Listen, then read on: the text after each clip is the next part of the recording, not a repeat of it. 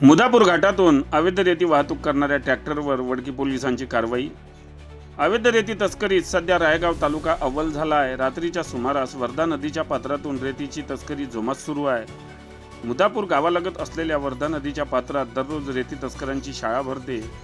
अशातच दिनांक 3 डिसेंबर रोजी रात्री अंदाजे 10च्या दरम्यान मुदापूर येथे अवैध रेतीची वाहतूक करणाऱ्या एका ट्रॅक्टरवर वडकी पोलिसांनी कारवाई केली व ट्रॅक्टर जप्त करण्यात आला आहे। मात्र या कारवाईतून वडकीसह परिसरात रेतीची अवैध तस्करी सुरू असल्याची बाब समोर आली आहे। पोलिसांनी दिलेल्या माहितीनुसार वाठोडा येथील आरोपी किसना नानाजी पाल हा आपल्या विना नंबरच्या ट्रॅक्टरमध्ये मुदापूर घाटातून रेती घेऊन वाहतूक करत असताना वडकी पोलिसांना निदर्शनात आला।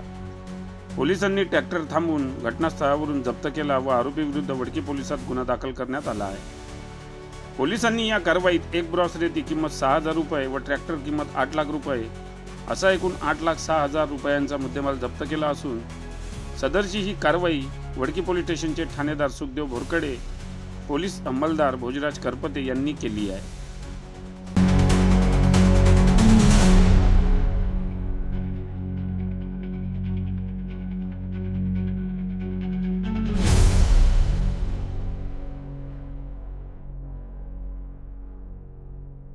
बातम्यांशी अपडेट राहण्याकरिता आजच आमच्या चॅनलला सबस्क्राईब करा आणि बेल आयकॉनवर क्लिक करा।